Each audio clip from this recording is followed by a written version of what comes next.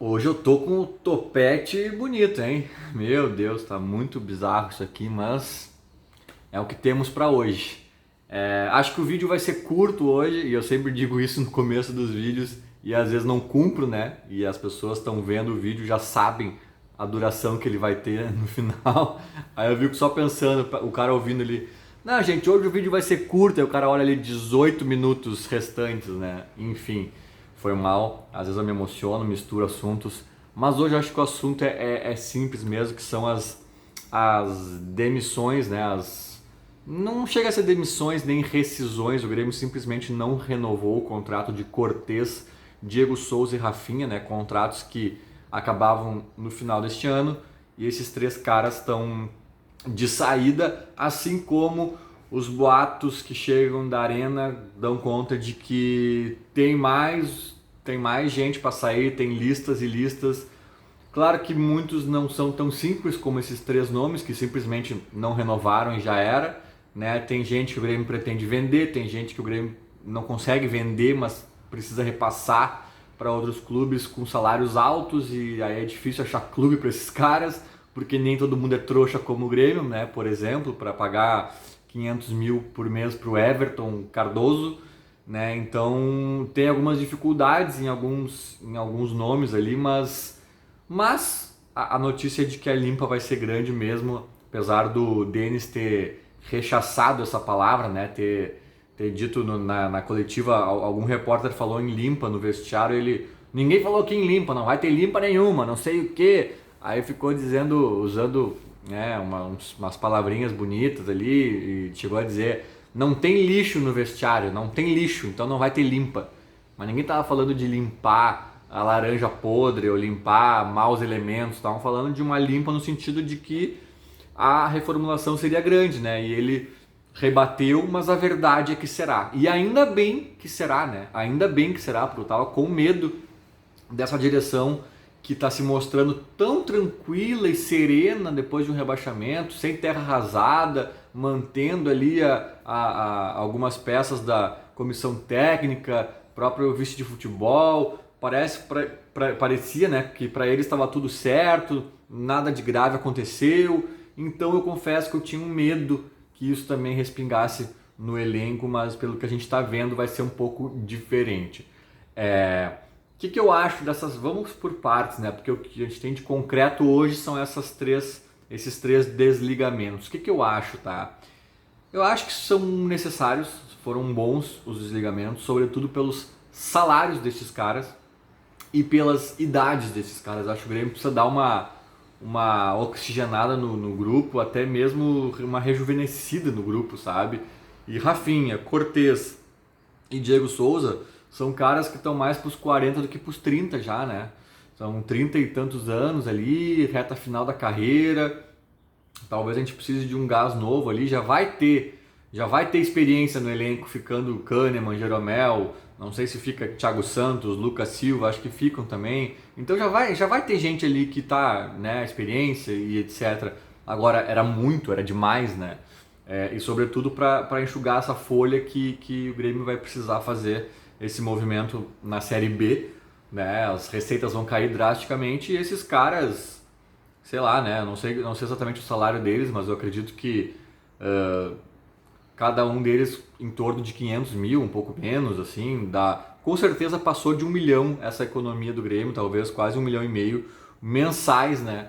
Com o desligamento desses três caras ali. Então foi importante, mas, como tudo no Grêmio tem um mas, né? Como até as boas notícias têm um mas, a minha ressalva aqui, a ressalva que eu faria a essa notícia é que eu confio tão pouco nessa direção do Grêmio, no quesito futebol, né, nas decisões que eles tomam dentro do futebol, nas análises, nos diagnósticos, né, que é a palavra que o Romildo tanto usa, mas que sempre são diagnósticos equivocados e ou, no mínimo, muito tardios, né? Eles subestimam jogadores que oferecem ao Grêmio, eles superestimam os jogadores que eles contratam, os jogadores que tem no elenco, eles avaliam mal. No futebol eles avaliam mal quase tudo, sabe? Valores, qualidade de jogadores. Então, neste cenário, cara, eu não queria Rafinha, Diego Souza e Cortez ano que vem, sabe? Mas principalmente Diego Souza e Rafinha são caras que, bem ou mal, se mostraram úteis nessa reta final de Brasileirão. Principalmente na reta final, né? Vamos deixar bem claro, o Diego Souza é um que se arrastou o ano inteiro, aí na reta final deu uma acordada ali. Tô dizendo então que eu queria que eles continuassem no Grêmio? Não, não. Mas o meu medo é que aconteça, o meu medo, porque eu conheço a diretoria que eu tenho, né? O meu medo, a minha ressalva, o meu asterisco, né, nessa notícia é que aconteça o que aconteceu com o Grêmio em 2010 para 11, se eu não me engano, que o Renato chega, inclusive, o próprio Renato, salva o Grêmio de um Z4, leva para um G4, e aí eu acho que, eu não sei se é o Duda Cref que assume o Grêmio em 2011, né? Sei lá.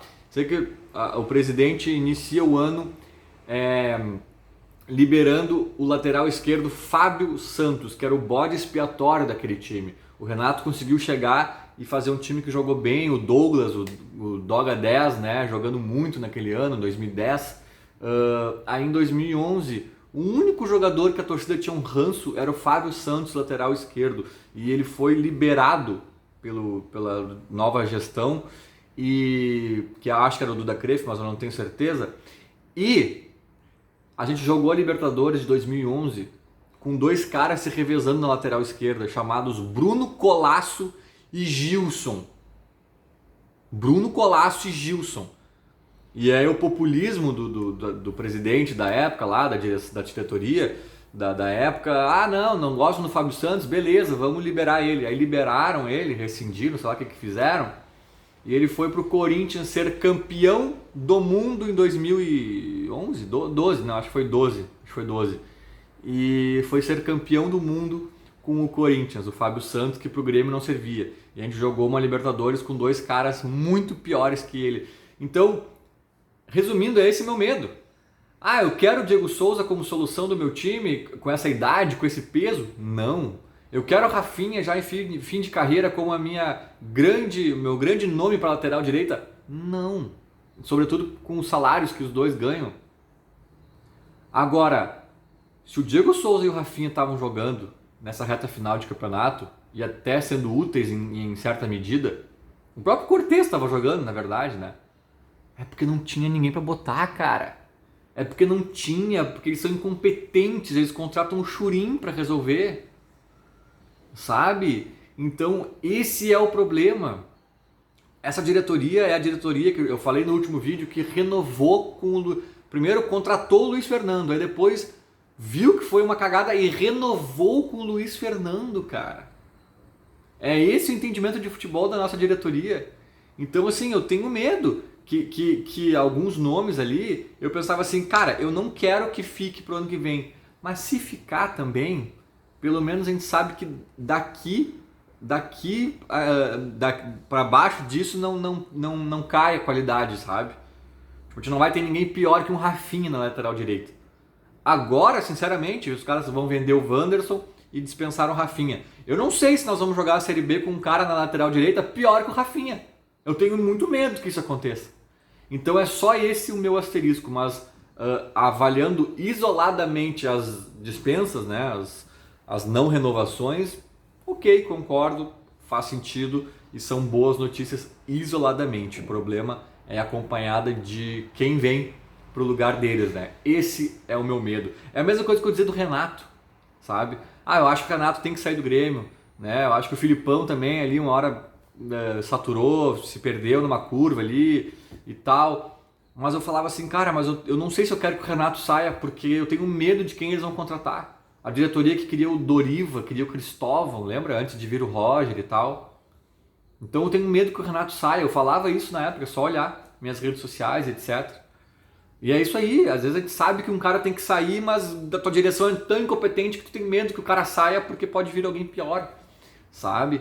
E para fechar o vídeo, só fazer aqui uma menção honrosa a Bruno Cortez, né? O cara que foi campeão da América com o Grêmio, o cara que sempre honrou a camisa, na minha opinião, foi esforçado, não mediu esforços, Eu acho que ele nunca foi um lateral esquerdo primoroso, né, de qualidade ímpar, mas era uma qualidade sempre ok e que já chega no Grêmio numa descendente da carreira, num fim de carreira, para ser mais claro, em que ali em 2017 ainda dava um caldo, eram os últimos suspiros talvez do alto nível dele, né? Então a culpa não é dele de estar jogando no Grêmio até dezembro de 2021. A culpa é da diretoria, que ficou 5 anos com o Cortez como 4 anos, né? Com o Cortez como resposta da lateral esquerda. Então eu agradeço muito ao Cortezinho, o cara que sempre foi uma figura positiva de vestiário, o cara que sempre se entregou em campo, um cara que além do título da Libertadores de 2017, neste mesmo ano, nunca esquecerei, salvou um gol feito, acho que do Honda até, do Pachuca, salvou um gol embaixo da trave, em cima da linha ali, na semifinal do Mundial, o famoso e perigoso e tensa semifinal do Mundial, né? Que ele acaba salvando um gol importantíssimo. Foi como se o Cortez tivesse feito um gol em pleno Mundial. Então agradeço demais ao Cortezinho por tudo. Tá na história do Grêmio. Eu acho que ele, Jeromel e Kahneman não mereciam estar nesse 2021, né? E ele, infelizmente, ainda sai do clube depois desse acontecido, né? Como deixa a sua última imagem nesse rebaixamento. É uma pena, mas a história que fica mesmo é a da conquista da América e tudo mais. Feito, era mais ou menos isso. Valeu, Cortezinho. Falou, abraço.